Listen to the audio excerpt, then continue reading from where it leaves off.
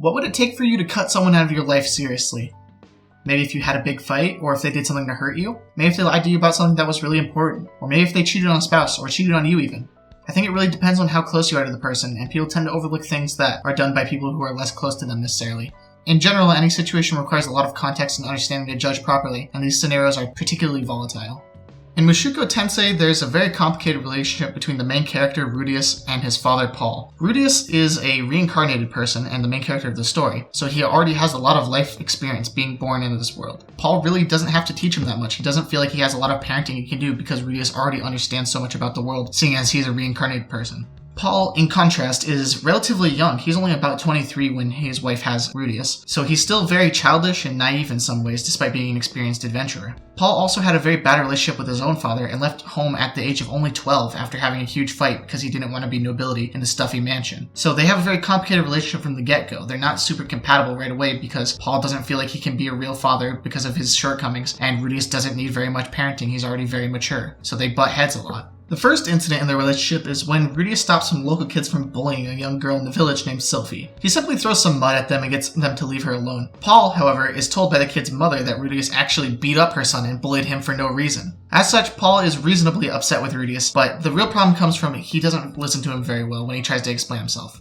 Rudeus begins to try to defend himself, realizing he was set up in this way. However, Paul just simply isn't hearing it because he's so mad. Paul is really eager at this point also to finally have a leg up on his son and finally try to teach him something, be a real father for once, and correct his son's problems. However, he doesn't understand that Rudeus is completely in the right here. As such, Paul cuts off Rudeus from talking and just tells him that he shouldn't be making excuses and that he should just apologize. However, Rudeus doesn't want to apologize at all because he knows he's not in the wrong. As such, Paul gets even more angry and ends up slapping Rudeus across the face. This leads to a very tense moment as Rudeus just simply holds his face where he's been slapped by Paul staring at him, and Paul looks at Rudeus with his arms crossed sternly.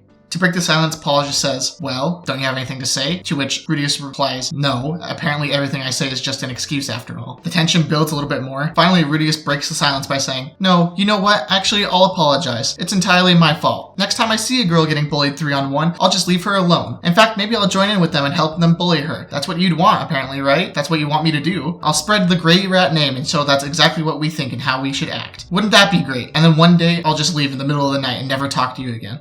Paul's completely dumbfounded at this and realizes that he's made an error in assessing the situation. It didn't occur to him that this lady might have been lying to him and that he didn't understand the situation fully. He then listens to what Rudeus has to say and realizes he's completely in the fault here, that he was way too hasty to try to discipline his son, thinking himself more mature than him, when really Rudeus was completely in the right. He apologizes to Rudeus and then sulks later, thinking about what a terrible father he is and that he acted so terribly, even to hit his own son. Their relationship is strained as such, Paul thinking he's not mature enough to deal with his son, who is somehow more mature than him at this age. He realized he even went as far as to hit his own son and almost pushed him away in the exact same way that his own father had done to himself. I think this scene is done very well because it's really realistic. You know, a lot of parents often do this kind of thing where they just don't listen to their children at all and tell them that they're making excuses rather than giving them a chance to defend themselves when they might be in the right. It's also very tense because Paul even goes as far as to slap Rudeus across the face, which is completely unnecessary.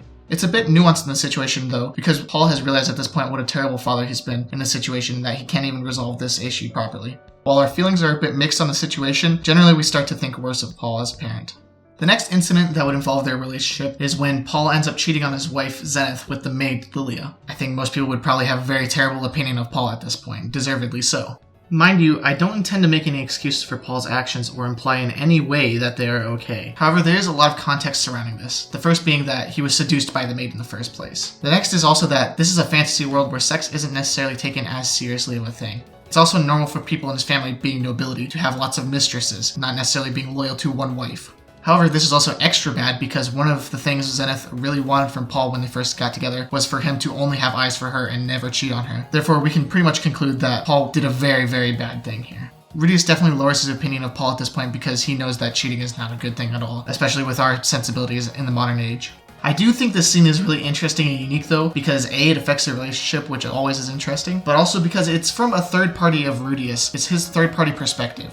He kind of treats it as an uninterested situation, like, wow, that was a bad thing Paul did, but it doesn't really affect me. That's kind of how he feels about it. He's more concerned about keeping the family together rather than being very mad at Paul for what he had done. He feels detached from it, honestly. There's many reasons why this might be the case, such as that he doesn't fully feel connected to them, or that this world hasn't sunk in fully as real to his subconscious, or that he was never very good at sympathizing or empathizing with other people in the first place. Some combination of all of these things lead to this detachment he feels. I think more nuanced than this even is also that Paul, rather than just being a bad guy and trying to push off the blame, or trying to just send Lilia away, or just trying to imply that it wasn't his fault or someone else had done it actually, he completely and immediately owns up to it and accepts his punishment. He realizes he's entirely in the fault and that he deserves whatever punishment happens. I think that's an interesting bit to add to his character and makes us kind of sympathize with him a little bit more despite knowing he had done something really horrible.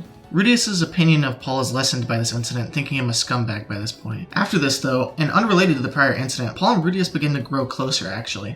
Partially this is because Paul continually helps Rudeus in a variety of ways, such as helping him mend his relationship with the village girl, Sylphie, after Rudeus does something very stupid that makes it very awkward between the two of them. Rudeus also begins to respect his father's strength as a fighter. Paul has reached the advanced rank in all 3 sword styles in the world, which is no simple feat. In the first place, your average adventurer is generally intermediate in their specialized field and elementary in others. It requires some real talent and effort to reach the advanced rank, at which point a fighter begins to really stand out. Not only this, but Paul has reached that coveted rank in all 3 areas, making him exceptionally well-rounded and difficult to fight against, on par with someone who has even specialized and reached the rank of Saint class in maybe only 1 style. Rudeus realizes that Paul has this strength and has put in a lot of effort despite his appearance to reach these heights. The other reason they begin to grow close is because while Paul is childish, arrogant, quick to make bad decisions, Rudeus understands that Paul is mostly well-intentioned and works to help people and choose the best outcome for them. His biases tend to make him miss the mark, but mostly he helps and does his best. Paul is even the village guard and helps everyone in town to defend them and work through people's disputes and problems, which is honestly a pretty noble cause, even if it is just his job. At this point, they have a pretty strong relationship despite prior troubles, although there's some awkwardness and feelings of inadequacy. Some time passes and Rudeus has been working away from the house living with relatives for several years. A huge incident which happens changes their family forever, and this is referred to as the calamity or the Fatoa region displacement incident. Essentially, everyone within this huge region is randomly scattered across the continents of the entire world, left to fend for themselves. As such, Rudeus and Paul's family are entirely scattered, with Paul and his daughter Norn, from his wife's side, being sent with him pretty nearby and pretty safely. Rudeus is transported to the demon continent with the nobility's daughter who he was tutoring, and the rest of his family, including the maid Lilia, her daughter Aisha, and his own mother Zenith's locations and safety are completely unknown at this point. Rudeus, at the center of the disaster, doesn't realize necessarily the scale and believes that he and only a select few others were transported. Paul was transported nearby, so he returns quickly and comes to understand the full scope of the situation. As such, he leads a rescue group to search for survivors, but they're mostly unsuccessful, and he mostly just finds dead bodies and doesn't locate his missing family at all during this time. He sinks into a deep depression and alcoholism because of this, and is wrecked with guilt of being unable to save the people he once knew, including his deceased friend Lals.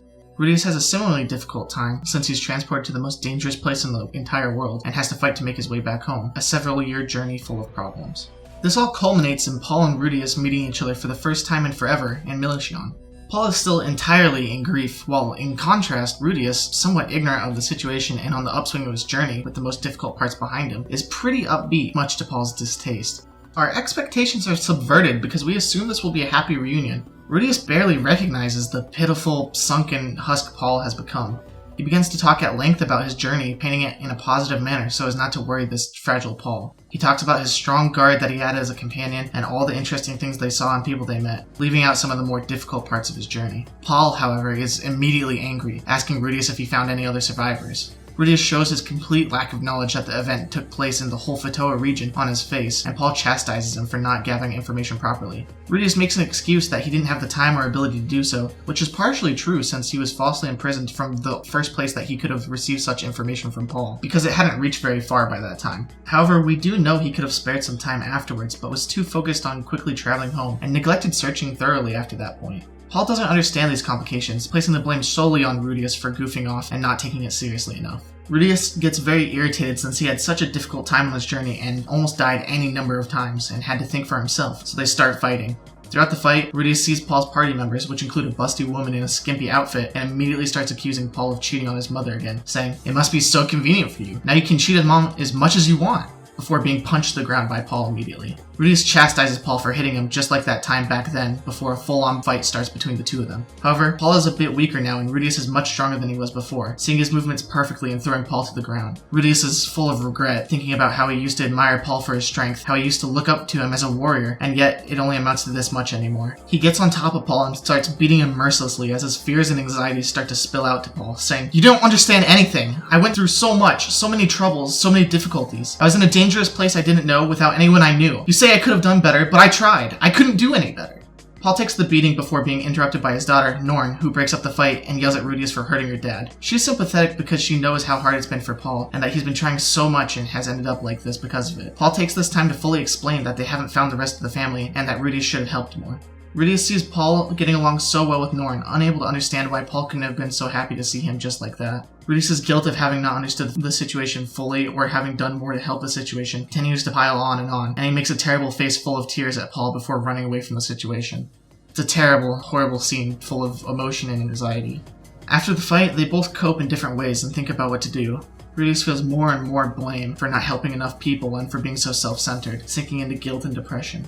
Paul is stubborn and doesn't feel that much blame for hurting Rudeus, although there's a gnawing feeling in the back of his head that he did something wrong, thinking back on the horrible face that Rudeus made as he ran away. Gisu meets up with Paul, and at this point he says he looks terrible and that he heard about the fight. In the manga, he leads Paul into the sewers underneath the city and calls over a monster, knowing that they have an infestation problem down here. Paul is unaware until he has to end up fighting it, and the two successfully beat the monster, although it's a really difficult battle. Gisu says to Paul, "Isn't it great that you and Norn didn't end up in a place like this? Rudeus did though, and he managed to come back alive. In that place where even an adult adventurer like yourself has to fear for his life and could die at any point to monsters, he still came back alive.